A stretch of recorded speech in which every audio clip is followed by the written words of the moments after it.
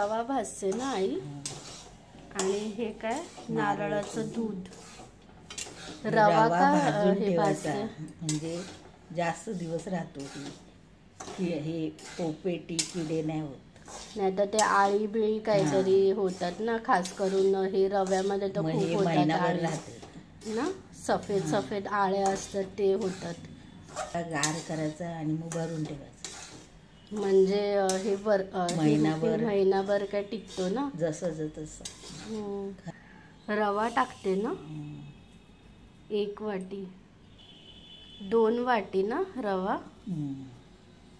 नारळाचं दूध आहे ना रव्यामध्ये टाकायचं. जोपर्यंत तो भिजत नाही रवा तिथपर्यंतच टाकायचं ना आई, जास्त नाही ना. भिजतो तोवरतीच टाकायचं हे, तेवढंच भिजे तोवर.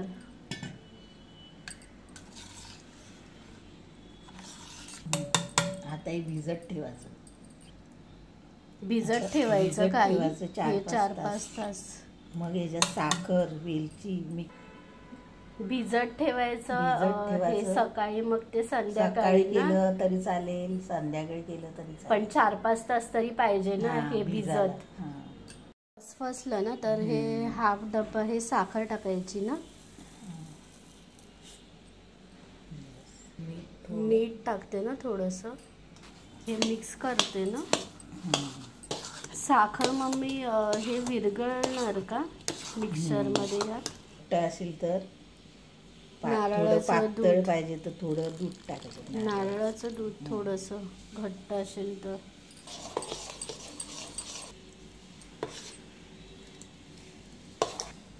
खायचा सोडा, वेलची 2 चिमूटभर. हे साखर विरघळली का झालं. ढवळत राहायचं ना तोपर्यंत. झालं.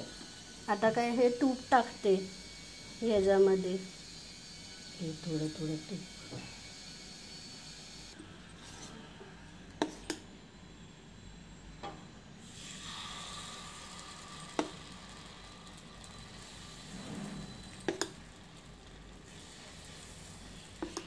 आता काय झाकण ठेवते.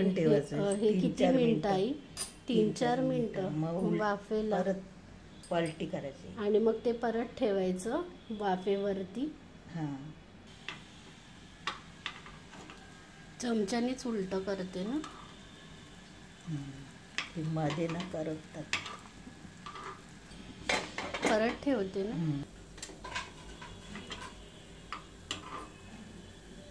झाले ना अप्पे आई तयार, गोड अप्पे.